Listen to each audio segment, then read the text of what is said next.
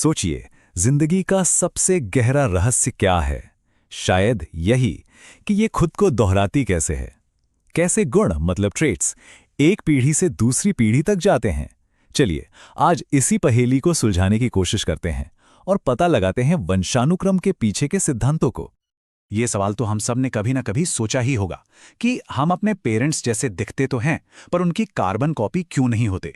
यहाँ तक कि सगे भाई बहन भी एक दूसरे से काफी अलग होते हैं। तो आखिर ये फर्क आता कहाँ से है?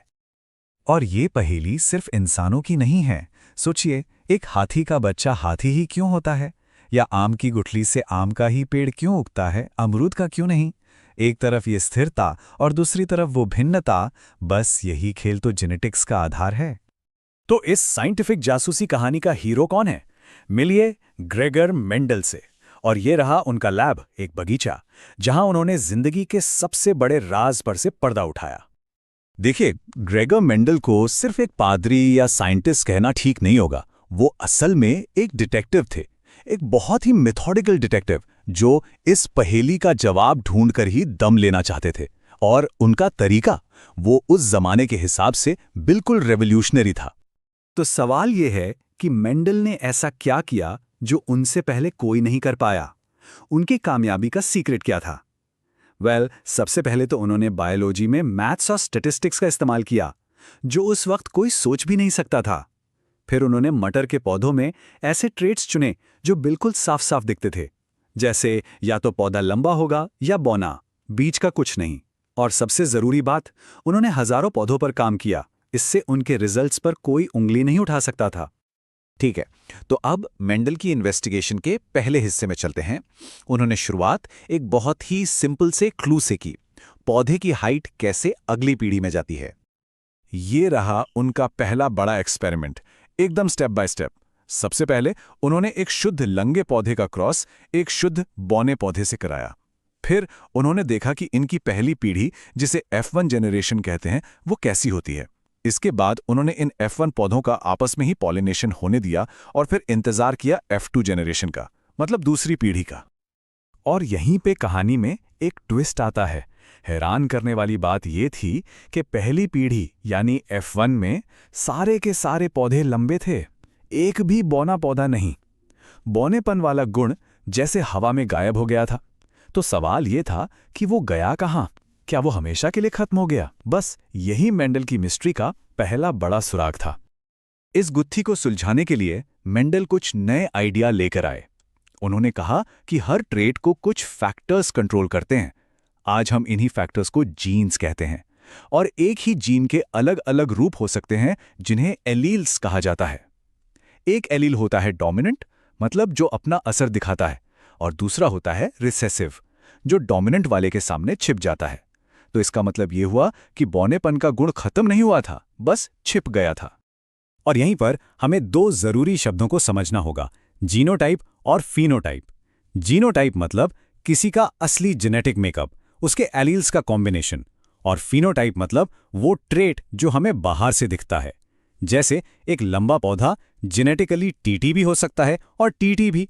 दोनों का जीनोटाइप अलग है, पर फीनोटाइप यानी जो दिख रहा है वो एक ही है, लंबा। तो अब वो छिपा हुआ ट्रेट वापस कैसे आया? इसका जवाब मिला एक सिंपल से टूल से, जिसे पनेट स्क्वायर कहते हैं।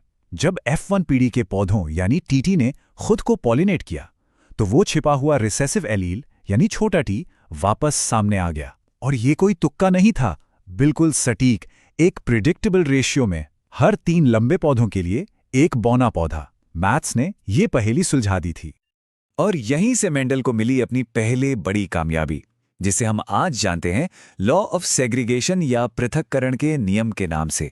इसका मतलब बहुत सीधा सा है।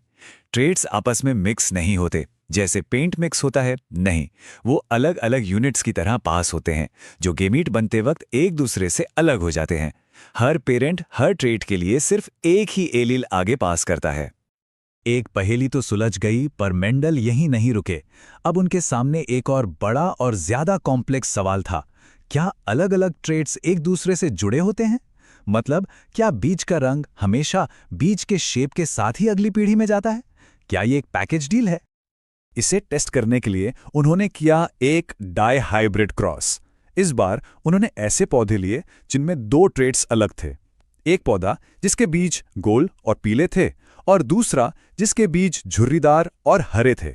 F1 जनरेशन में तो वही हुआ जो उम्मीद थी, सारे पौधों के बीज गोल और पीले निकले क्योंकि ये डोमिनेंट ट्रेट्स थे। पर असली राज तो F2 जनरेशन में खुलने वाला था। और जब F2 जनरेशन आई तो नतीजा कोई रैंडम मिक्सचर नहीं था। मेंडल को मिला एक और खूबसूरत एकदम परफेक्ट रेशियो 9-3-3-1। ये नंबर 9:3:3:1 जेनेटिक्स के अगले लेवल का ताला खोलने वाली चाबी थी। तो इस रेशो का मतलब क्या था? इसका मतलब था कि एक ट्रेट का इनहेरिटेंस दूसरे को बिल्कुल भी अफेक्ट नहीं करता। बीज का रंग क्या होगा, इसका इस बात से कोई लेना देना नहीं है कि बीज का शेप कैसा होगा। ये दोनों ट्रेट्स आजाद हैं और यही है मेंडल का दूसरा नियम, law of independent assortment. Mendel का काम गजब का था। उन्होंने हेरिडिटी के बेसिक नियम खोज निकाले थे, पर कहानी यहां खत्म नहीं होती। असल में उस वक्त दुनिया उनकी इन खोजों के लिए तैयार ही नहीं थी। सोचिए, मेंडल ने 1865 में अपनी रिसर्च पब्लिश की और सन्नाटा छा गया। कुछ नहीं हुआ। पूरे 35 साल तक उनके काम को किसी ने नहीं पूछा। फिर साल 1900 में 3 अलग अलग साइंटिस्ट्स ने अलग अलग जगहों पर काम करते हुए उन्हीं नियमों को फिर से खोजा। तब जाकर दुनिया की नज़र मेंडल के ओरिजिनल काम पर पड़ी। पर सवाल ये है कि उनकी इतनी बड़ी खोज को नज़रअंदाज क्यों किया गया? इसके कई कारण थे। एक तो उस जमाने में कम्युनिकेशन बहुत स्लो था। दूसरा, उनका ये आइडिया कि ट्रेट्स अलग अलग यूनिट्स में पास होते हैं उस वक्त की पॉपुलर ब्लेंडिंग थ्योरी के एकदम खिलाफ था। बायोलॉजी में मैथ्स का इस्तेमाल करना लोगों को बहुत अजीब लगा। और सबसे बड़ी बात, वो ये नहीं बता पाए कि ये फैक्टर्स आखिर हैं क्या। कोई फिजिकल प्रूफ नहीं था। पहेली का वो आखिरी खोया हुआ टुकड़ा मिला एक माइक्रोस्कोप के नीचे। जब साइंटिस्ट ने सेल डिवीजन को देखना शुरू किया तो उन्हें सेल के न्यूक्लियस के अंदर कुछ धागे जैसी चीजें दिखीं। और कमाल की बात यह थी कि ये चीजें बिल्कुल वैसा ही बर्ताव कर रही थीं जैसा मेंडल के फैक्टर्स को करना चाहिए था। इनका नाम रखा गया क्रोमोसोम्स। वॉल्टर सटन और थियोडोर बोवेरी जैसे साइंटिस्ट्स ने ये कनेक्शन जोड़ा। उन्होंने देखा कि क्रोमोसोम्स का बिहेवियर और मेंडल के बताए फैक्टर्स का बिहेवियर बिल्कुल एक जैसा है। दोनों जोड़ों में होते हैं, दोनों गेमीट बनते वक्त अलग हो जाते हैं और अलग अलग जोड़े एक दूसरे से इंडिपेंडेंटली अलग होते हैं। ये एक परफेक्ट मैच था। ये वो आहा मोमेंट था जब मेंडल की थ्योरी को फिजिकल सबूत मिल गया था।